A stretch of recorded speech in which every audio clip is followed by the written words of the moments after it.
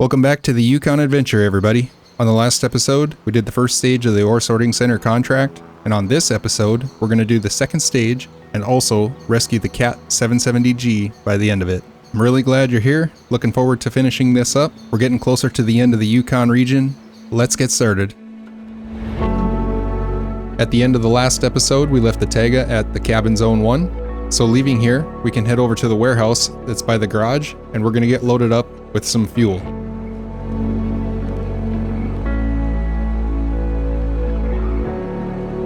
So let's get turned around, and we're going to drive back across the river. These boulders through here are kind of big, and the balloon tires don't do the best job on them, but I found that by leaving it in auto, it seems to go over them just a little better than it does in low gear.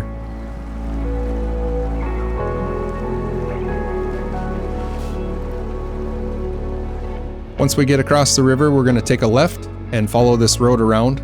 It gets a little muddy in here, so I'm going to stay closer to the trees and try to drive on the grass. It helps quite a bit. And there are some big boulders, but if we stay around to the outside of them, it seems to be a little bit easier.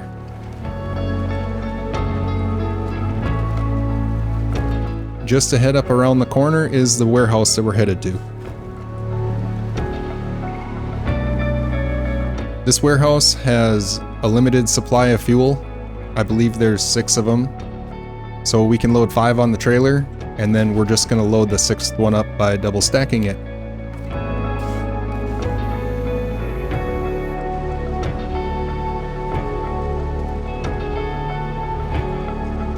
It gets to be a bit of a heavy load driving back out of here, but the Taiga does okay with it.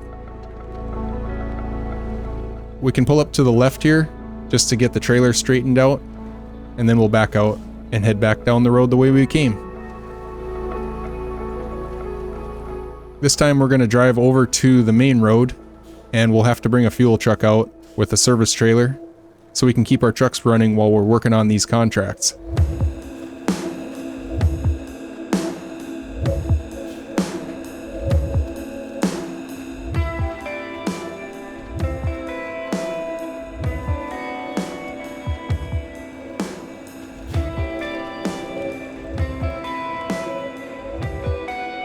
So we'll jump back into the garage, and I did purchase an A&K Civilian.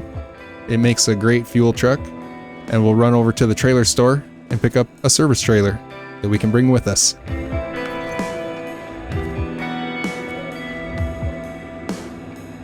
Let's head back down the road and meet up with that Taiga where we left it.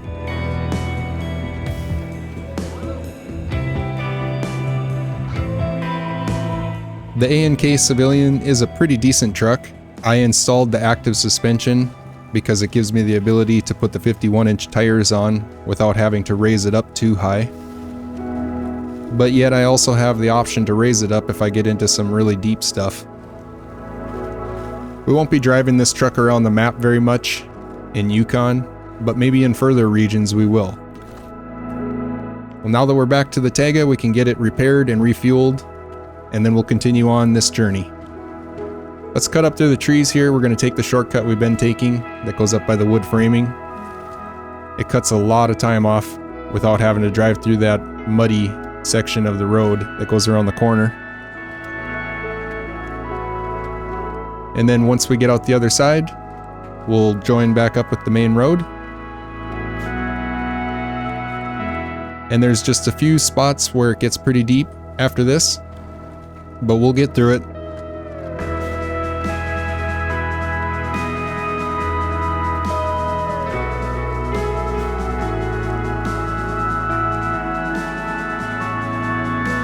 There's only a few contracts left after this one is complete, and basically it's just 3 conveyor belt contracts, and then we have the final check contract, which is when we need to haul those rock trailers out to the Big Salmon Peak factory. So in all honesty, there should really only be just a few episodes left of the Yukon Adventure.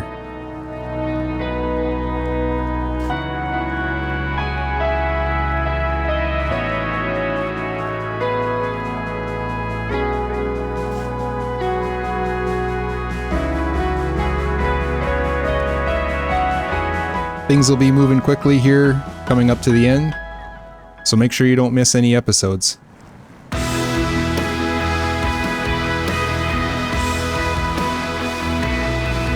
Now that we made it to the ore sorting center, we'll pull in and get these ones dropped off.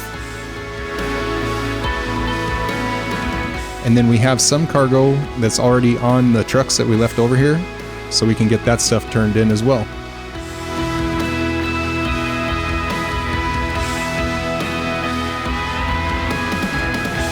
We also left a couple bricks on the ground, so we can jump back in the Taiga and we'll get those loaded up and turned in.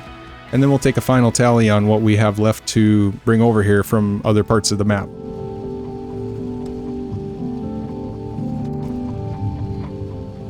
I believe we have some cargo at the railway station that we can load up.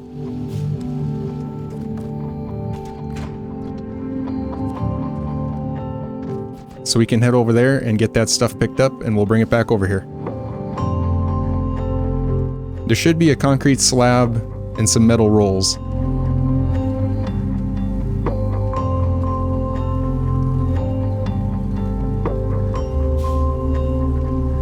When we get towards the end of the region, I kind of start running out of stuff to talk about, since we've pretty much said everything that needs to be said, and it's mostly just getting it finished.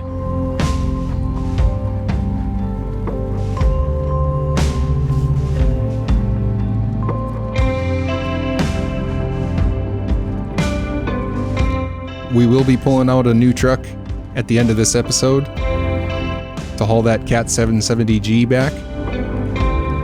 That is the final task that we have remaining in the entire region. So things are definitely wrapping up smoothly and coming to a nice end. Now that we made it to the railway station, let's pull up here to the warehouse and we'll see what we have.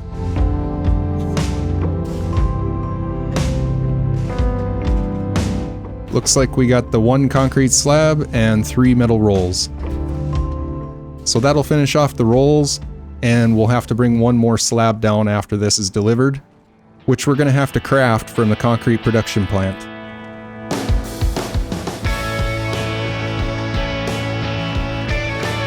Took some damage on that fence. That fence is kind of always a gamble. It seems like if you hit it right between the 2 panels, usually you don't take damage, but I guess this time we did. And I just repaired the Taiga too.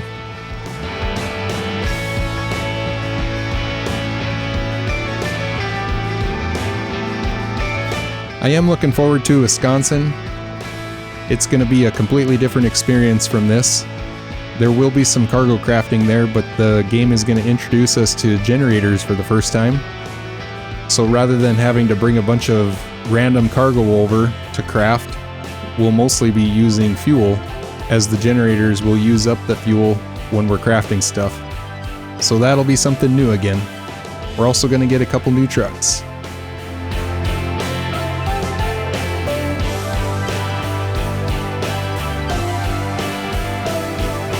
Let's get this stuff turned in, then we can jump into the step 310. We left it up on the hill after we threw the metal beams off over the cliff on the last episode. We'll run back down the road a little ways, and there's some brick framing up here that we can pick up. That should knock 2 of them off the list, and then we'll just have to find 3 more out in the wild to get delivered.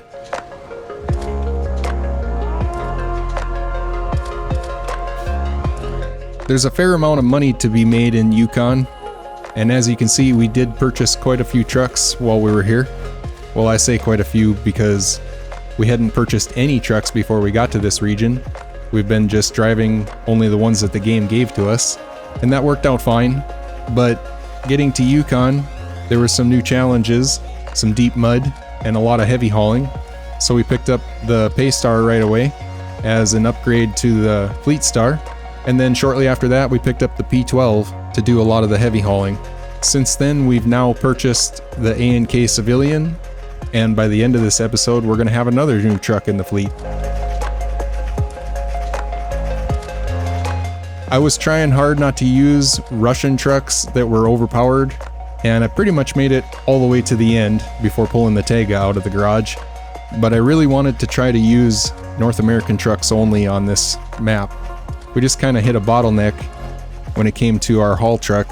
We needed something that was a little more capable in the mud.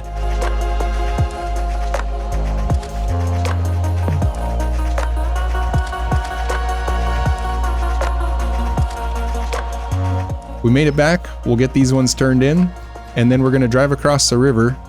There's some more brick framing over there. We drove past it a few times when we were logging and scouting out the map.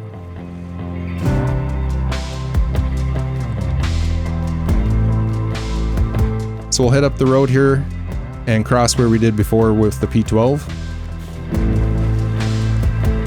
The step actually gets across here quite a bit easier, but it's such a good little truck. Okay, this will knock 2 of them off the list, and then I guess we just need to find one more.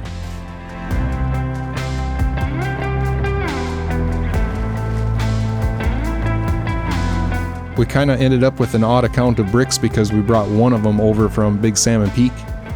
So we're going to end up having one left over once we turn these in.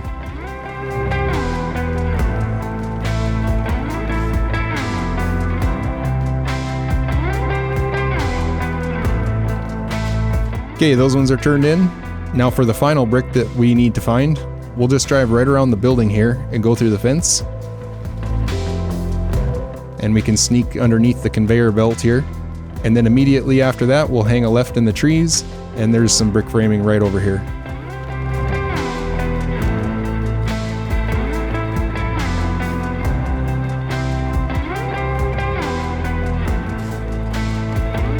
We will need to turn some bricks in for one of the conveyor belts, so we're not quite finished up with them yet, and we'll use this leftover brick for that contract.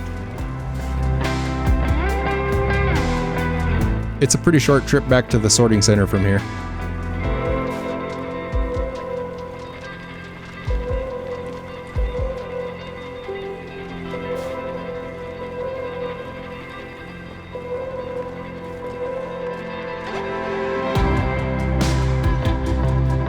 Okay, let's turn this one in, and it looks like we only need to make one more trip to find a concrete slab and 2 fuel.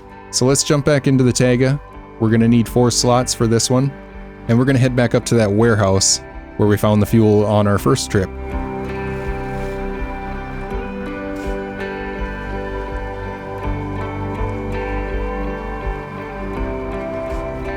On the next episode, we're going to be using the 8-slot trailers a little bit more to get some of this cargo brought down here to this part of the map. You can see off to the right there is one of the conveyor belts that we need to repair. The thing about those contracts is once you repair the conveyor belts, you can't drive through there anymore. So it actually closes off that part of the map. That's one of the reasons why I've left them until the end, so we'd still have access to those areas.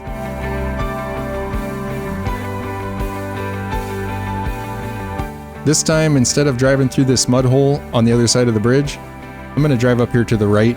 I do go this way often, but I usually avoid it when I have a trailer that's double stacked. Having the mini crane up in the air and the extra cargo makes the truck pretty top heavy, and it's kind of leaning to the side through there, so I usually end up tipping over. I feel pretty safe to go through there with an empty trailer though.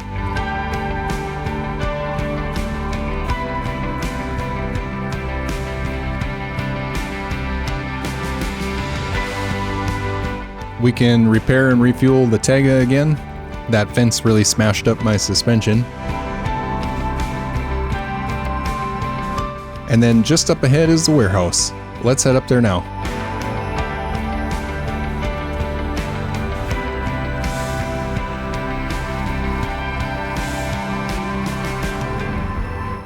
The Taiga is pretty stable, so driving around to the left of that mud puddle isn't too bad.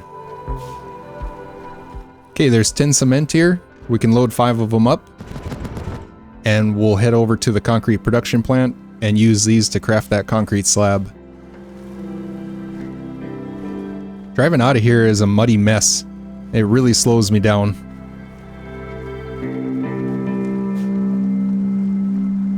I usually try to drive up to the left by this brick framing to avoid that second mud puddle.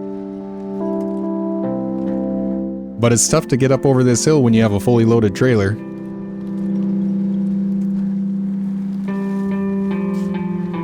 Nevertheless, we've made it to the tarmac, and it should be pretty smooth driving from here.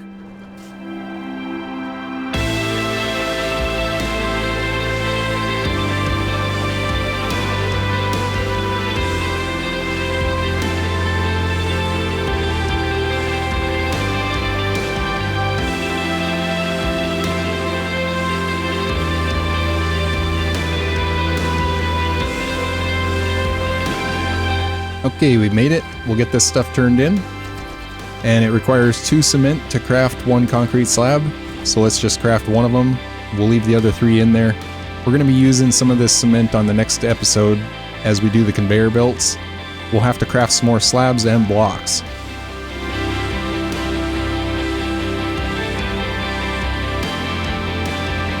Alright, we can find the fuel over by the warehouse where the Cat 770G trailer is located on the way to the logging station. So let's head back over by the garage. We're going to dump this slab out so we don't have to bring it with us. It's just extra weight.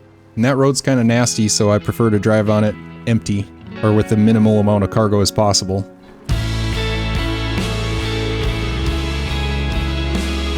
This seems like a good place to dump it since we're coming by here on our way back.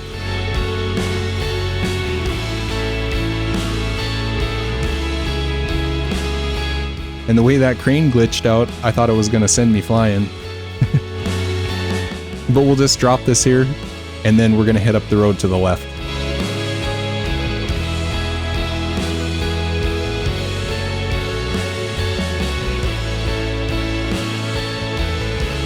There's definitely a lot of cargo on this map that we're not going to be using.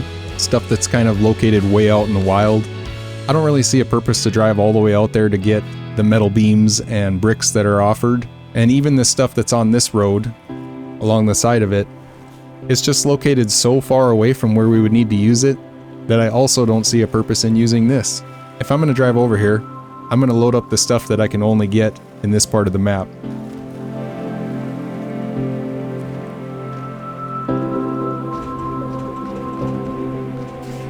So let's get loaded up with 2 fuel.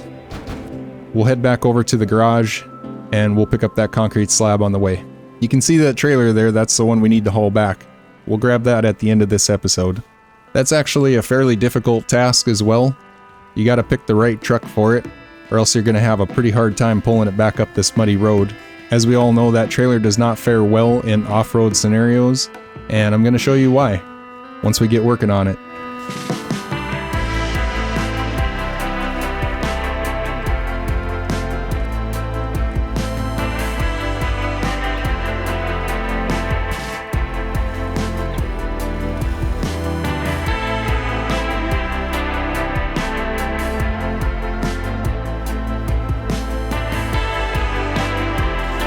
Okay, we're back. Let's load up this slab.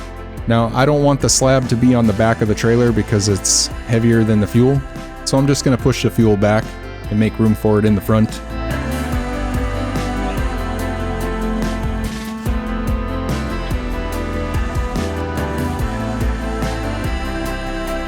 That should work.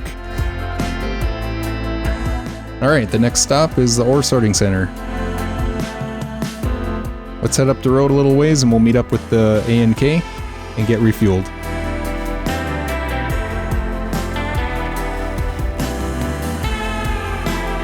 It's not too far away.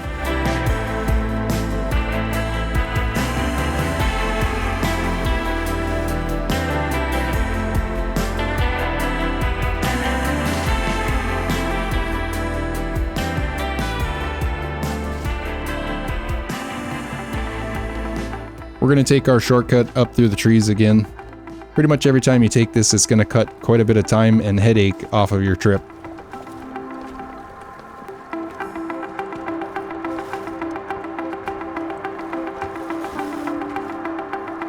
The conveyor belt contracts have a fair amount of cargo to turn into each one of them, and the cargo is different for each of them. But I'm thinking we should be able to wrap all 3 of them up in one episode. Some of them do require to have cabins in place as well, but we already have the cabins there from the contracts we've been working on over here, so we won't have to mess around with those at all. The main thing is we want to do them in the right order so it doesn't cut us off from parts of the map that we need to drive to get the cargo. So we'll be going over all of that on the next episode.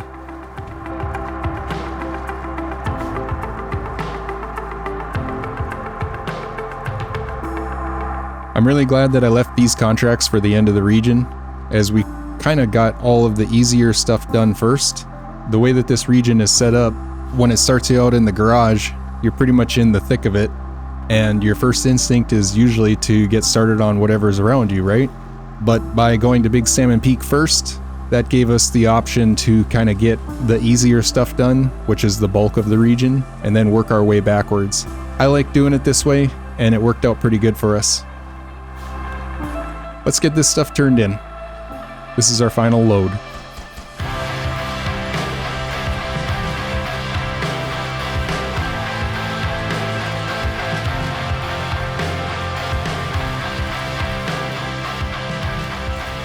Ore sorting center is now complete. From here we can jump back into the garage, and we're going to pick up the Dairy Longhorn 4520.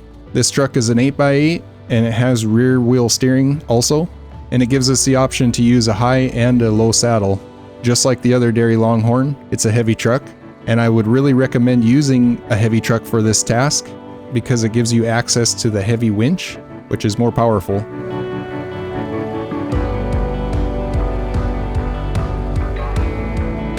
This truck also gives you the option to add mud tires, which is something that I wanted to use on this trip. The only real major downside to it is that the engine is kind of weak. It uses the 2700T. Although we will get another engine upgrade in Maine, even the final engine is not the most powerful, but it is better than this.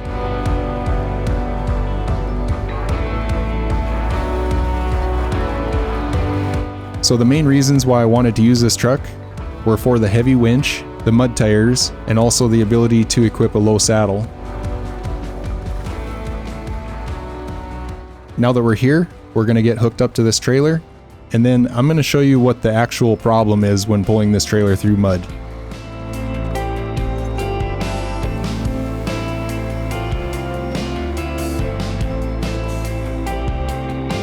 If you see that plate on the back of it that's sticking down, that plate digs into the map and basically becomes like an anchor that you have to pull through.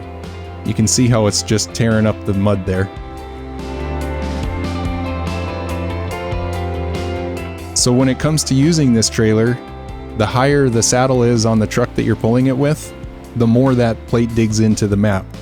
It kind of acts like a teeter-totter over the wheels, so lifting up on the front pushes down on the back. That's why I like to use trucks that are a little bit lower when pulling this trailer, and it doesn't do that as much. Now, if you didn't want to purchase the Dairy Longhorn 4520, you can also use the other Dairy Longhorn that we already have, and it does a really good job on this task. For the same reason, it has a low height on the saddle, and it doesn't lift up too much on it.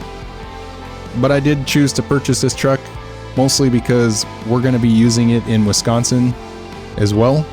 It does have some things that it excels at, and we'll be going over those things when we get there. It's doing pretty decent pulling this trailer back though. It's kind of nice to have an 8x8 truck. This thing is pretty agile as well.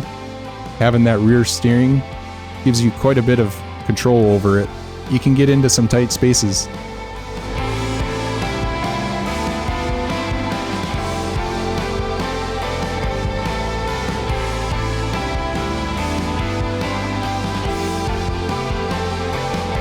We've hit the tarmac, we're cruising back.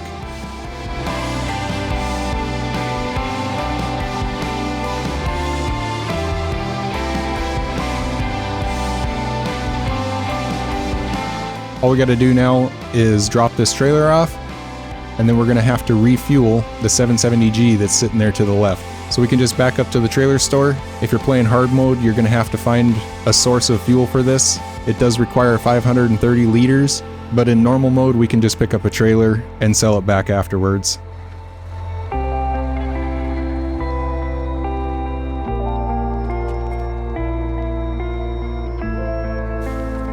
So let's get this thing refueled. And now the truck is ours. The Cat 770G is ready to haul the rock trailers on the last contract. From here, we're going to do those conveyor belt contracts, but we're going to save them for the next one. So we'll see you then. Appreciate you being here, and thanks for watching.